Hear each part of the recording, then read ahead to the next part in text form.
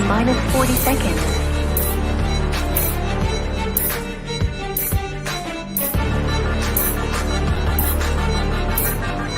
T minus 30 seconds.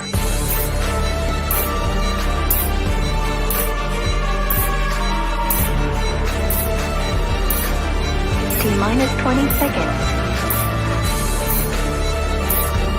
15 seconds.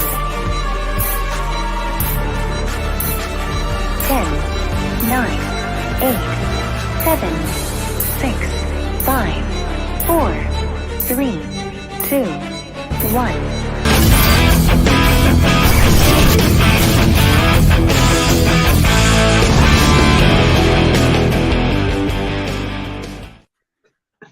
All right, we are back. Sorry about that, guys. Just a bunch of boomers over here. Got these young gentlemen on here right now, finally, and I think you guys can hear me. You can hear me? It's working this time. All right, we're all dialed in this time, and everyone can hear. So I guess I should probably start with Josh. Why don't you kind of, for anyone who's watching, tuned in, and doesn't know, why don't you give us just like a quick overview? I think everyone by now pretty much knows who you are, but you know, kind of what you're about and what you're taking on right now.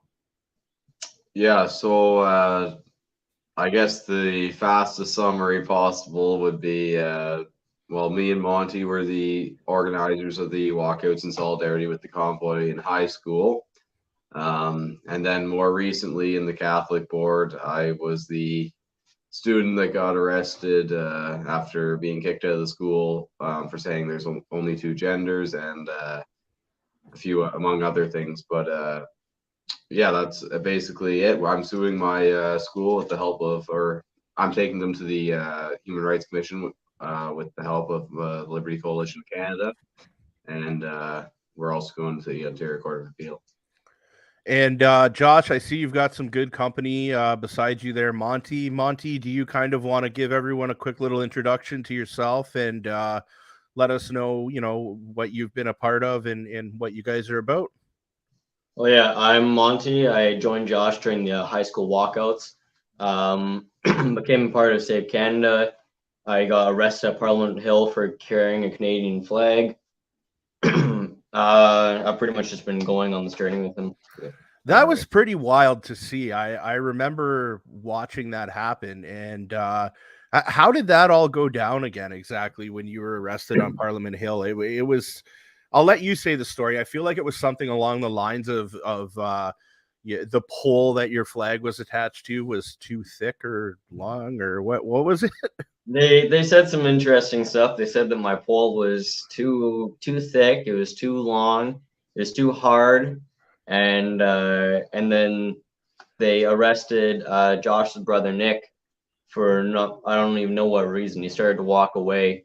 His pole it was used as an example of what's allowed on Parliament Hill, and he got arrested. And when I was asking them what's going on, why you're arresting him, they said they're going to arrest me for trespassing. Yeah. Wow. And so now, I mean, I should probably get you guys to say, you know, you're young advocates. How old are you exactly? I'm 16. 17. Yeah. And I mean, you're certainly, you know, teenagers still, but you're definitely being treated by authorities like you're grown ass adults. Wouldn't you suggest that as well? Yeah, I mean, there's obviously a double standard. I've seen some younger advocates on the, I guess I don't know, the political spectrum's kind of outdated, but on the left wing, you'd see some a lot of young advocates that actually act out of hand and misbehave, and the police look the other way. Yeah. But Josh, I want to ask. Oh, sorry. Yeah, no, I wanted to ask you about something else too.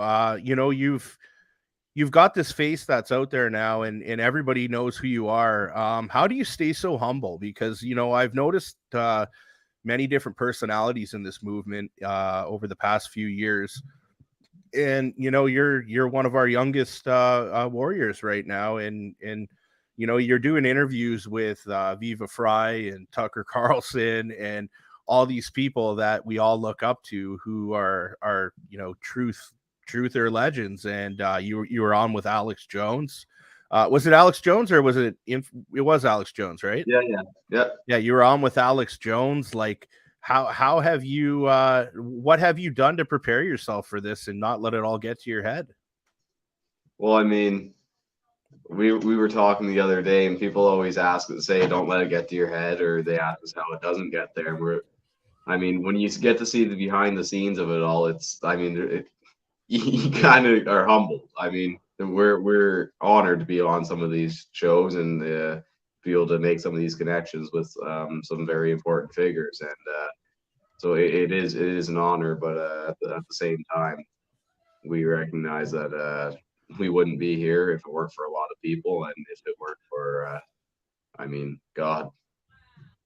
That's right. It feels like this country's finally coming together, and everyone's realizing that there's not really any leaders. This isn't about looking up to this person or acting like this person. We all need to lead our families. We need to lead our own lives. We need to lead our neighbors. And I think you guys are a fine example of that. Can you give us a little bit of insight as to what's been going on exactly at the Ottawa Carleton District School Board? So there's a couple meetings there and a few delegations from parents, and it was mainly, I mean, kind of the same discussion and dialogue I was bringing up in my board, and when I went there, I was there to support one parent in particular, Nick Morabito.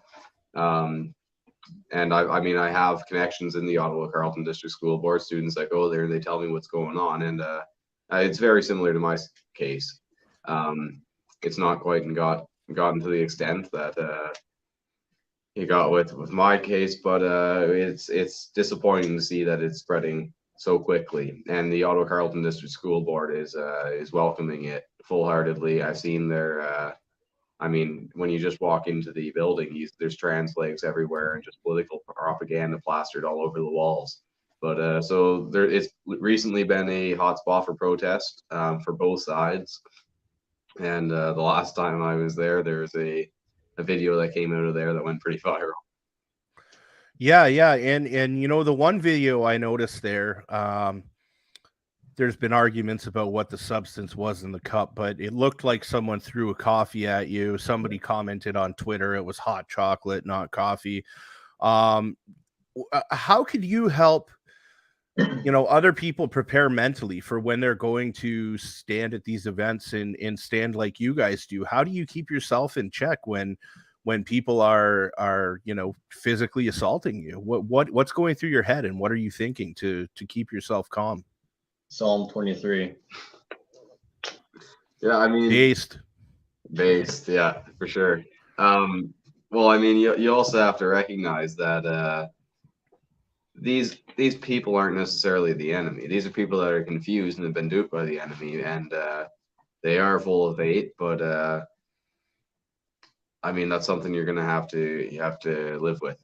When you're in a scenario like that, your reputation matters more, and your actions matter more. Because I mean, after all, we're ambassadors of Christ, and we gotta do the right thing in every situation. So, do you feel like what you guys are doing and what you guys are a part of is effective right now? Do you feel like you're making some change? Like people are starting to listen, engage in productive conversations? Some kind of connection issue. Looks like it. Oh, are we back? It's still live, it says. I don't know how long. Can you hear us at all? I can hear you. Can you hear me? We've lost connection.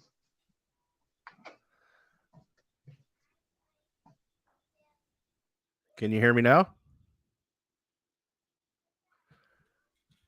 These gentlemen's voices are so powerful, guys. They don't even want them on here. We're being censored. Can you hear me now? Yeah. Oh, you can hear me now. Yeah. I think it must have been a connection issue. Okay, cool. I'm glad that you guys are back here with us. What I was basically asking is do you feel like with the protest and the awareness in the community and the not backing down and your resilience. Oh, I'm losing you again. Back? We're back. Okay, so what I was trying to ask is, going out and doing these protests and that, do you find they've been effective? Are some people starting to understand? Are some people starting to have productive conversations around this? I would say so. I mean, it's always slow when you're trying to get through to students that have been indoctrinated their entire life and parents that are just too ignorant to care.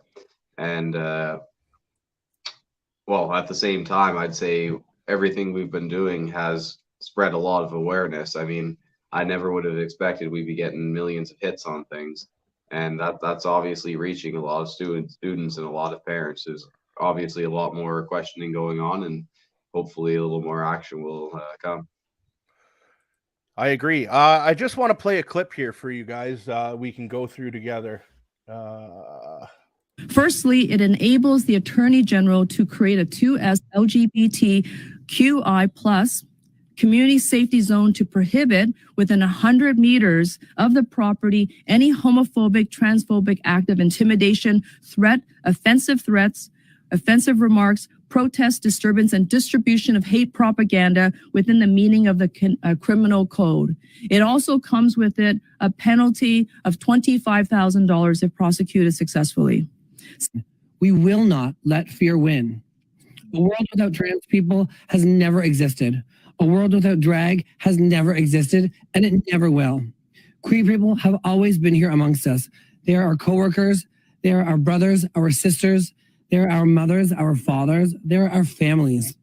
Drag is art, drag is culture, drag is educational, drag is creative, drag is comedy, but drag is not a crime. My name is Scarlett Bobo, and thank you so much for your time.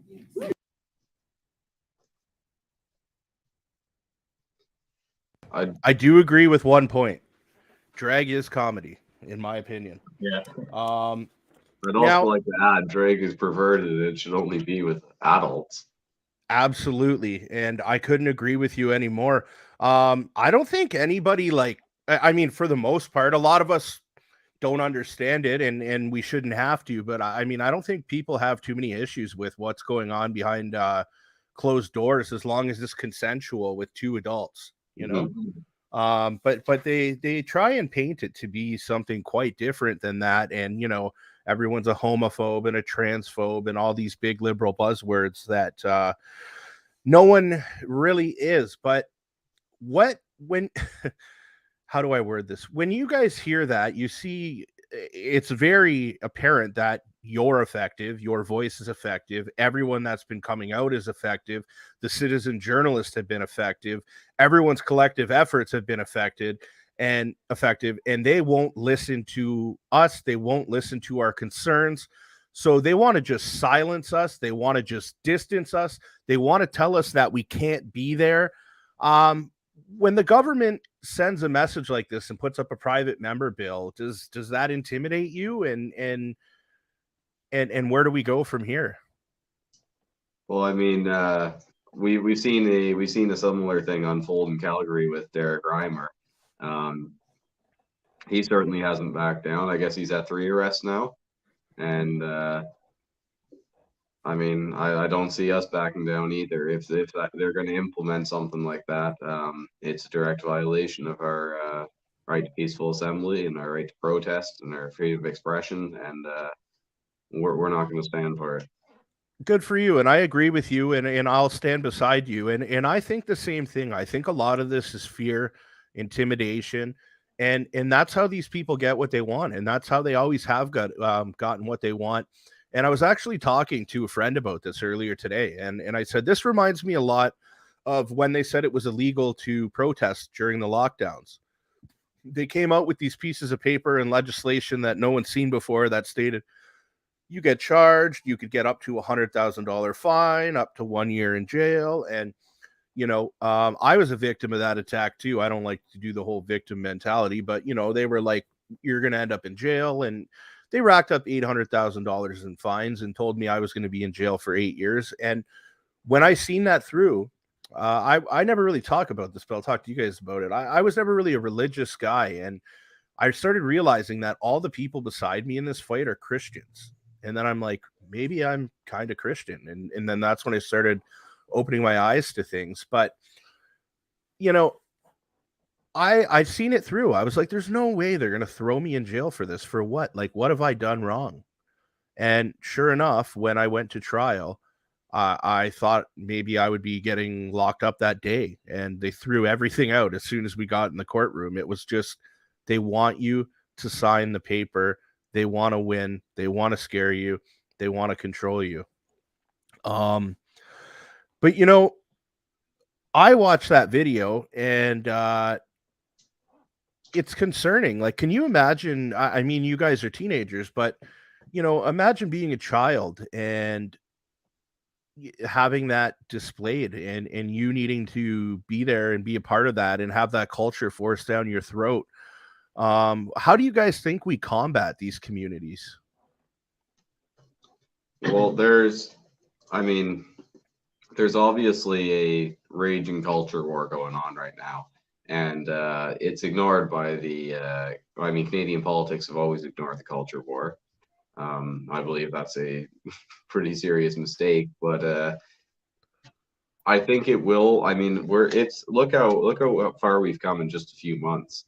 This stuff was never on the media before, and like we now have to have just for a school board meeting, as we were talking about, you now need TV news there and CBC news and all that. So that obviously means we're making a difference, and it's getting a lot of attention. And what used to be all private and hidden from the parents is now being shown to the entire world. Yep, you're right. It sure is. So I just wanted to, while we're on the topic, throw up one more video here. You know, we're always hearing all these words about, you know, violence and how violent the Freedom Convoy was, and you know, we hear things about, you know, the violent exhaust fumes and the violent fireworks and you know, some violent speech that potentially went on. But I want you to check out this violence quick here. You got any picks for tonight? Taking the Raps to cover. Really? Okay, well, if you're right about that bet, I'll pose. Why do you think they're getting that kind of representation? I mean, it's clearly was aggressive violence. You suck. You suck. You're not wanted.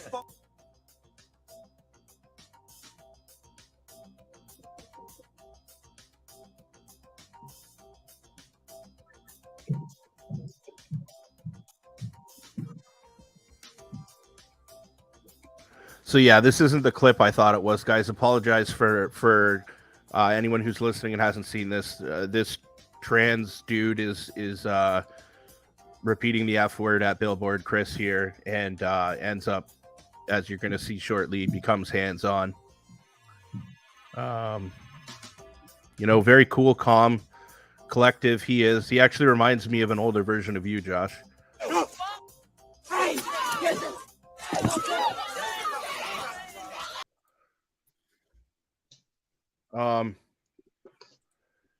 You know, it's like we're always talking about violence, I feel like, and everything's violence except for actual violence itself. You know, I'm sure you've seen that video by now, but you know, what did you think when you seen that? Well, I saw like he put up his hand, but it's not like he was attacking or anything. He didn't. It was unjustified to just go in for the choke slam or whatever that was going on there. The guy with the blonde wig there. It does remind me of some of the people we've encountered. Not quite to that extent yet, but yeah, I mean, it doesn't surprise me at all when I see stuff like that. That's obviously dramatized compared to what we've seen. I mean, we've been punched in the face while standing out there, and they do it discreetly. They'll hold their pride flags up in front of you and then punch through the flag or something. But I was surprised to see that one like right out in the open on camera. They often don't do that. Yeah, you know, and it's concerning. I mean, the you know what's really concerning is I also heard a veteran the other day, Monty. I'm not going to really go into the comments, but you're underage of the legal age there, and he was making some pretty graphic comments towards you, and I know you can take it, but it really makes you wonder what these people really are capable of. If they're willing to say these things in public on camera, that makes me concerned about these kids being behind closed doors with them. I don't know about you guys. Well, yeah. Well, Clayton, I don't think is a veteran. I think he works with Veteran Affairs, something like that. Well, he was a cook or something. Yeah, I think he was a cook. But yeah, he just yelled some nasty, snarky comments at me, and then I told him to shut his mouth because I mean, As you should. Good for you. like we should always be calm, but like that can't be allowed because who knows who else is yelling at it. We need to at least stand up for ourselves a bit sometimes. It's funny how they never have a consistent pattern, because one day they'll be saying that we're just kids being groomed by these adults, and we're forced into this stuff and we don't want to do it. And then we show up on the scene and they're just shouting at us. Like, talk about bullying. They say I'm a bully and I'm being forced to bully kids. So then when I show up and they get to talk to me, they just pull that inappropriate garbage. Yeah, I know that I've had a couple comments like that on my Twitter where people are like, oh yeah, you like supporting these guys and respecting these guys, or going on a video with these guys, that makes you a groomer. And I'm like, yeah, so teenagers are so brave that they're speaking out against all the human rights violations that are going on in their lives, and me supporting them, standing beside them, and getting empowered from them makes me what? You guys are just a different type of person than I am, really. But that's what these people want to do. It's always demoralization tactics, right? And we realize that from day one. They want to call you names you're not. They want to say you do this and you say you do that, and that's the only way that they can win this war. And that's why you can't fear cancel culture and their words, right? Yeah. Yeah, exactly. So what's next for Save Canada? We'll wrap it up shortly. What else do you guys got going on? What's the next event you'll be at? I believe well, I've got a fairly lengthy I guess sort of tour going on at the end of the month.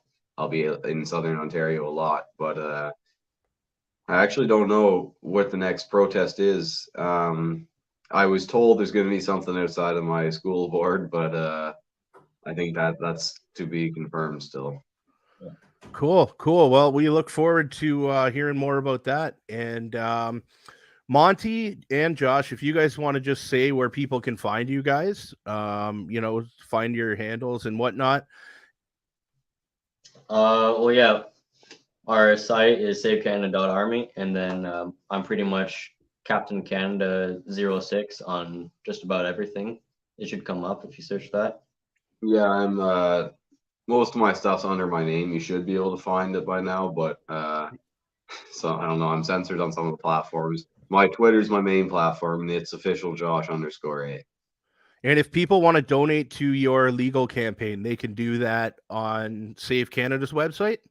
So there's my legal defense fund is on the libertycoalitioncanada.com website, and then just our organization's kind of a fundraiser is on Give Send Go, and I think you can also find it on the website as well as all of our socials. Yeah, we have it on our link trees, I think. And we all got to start wearing one of those Save Canada hats. So get on their website, support these young gentlemen, and buy one of those hats. I'm going to do that right now. I'm going to let you guys go, and we're going to do this more often. We'll keep in touch with you. And, the last time I jumped on with Josh, too, I had a computer mishap. So it's always been on the fly with me and him. But one time we're going to write down a bunch of questions and that, and we're going to have a proper interview. But you guys enjoy the rest of your day, and we'll talk soon. All right. God bless. God bless. All right, guys. Well, there you have it. It was nice to jump on with Josh and Monty there. I really appreciate them and all their hard efforts to making our country a better place. And yeah, we'll jump on again with them soon. Like I said, I was just in a quick conversation with Josh earlier, and he let me know that he had some free time if I wanted to jump on a live. And I don't think any of us are going to turn down having an opportunity to speak with Josh, as he's standing in the truth right now. He's got a great crew of support around him, some great friends. He's doing amazing things in this country, and I truly believe as long as we have people who are growing and learning and exemplifying those traditional Canadian values, that we're going to be okay. So we'll wrap it up from there, guys, and we'll see you next time.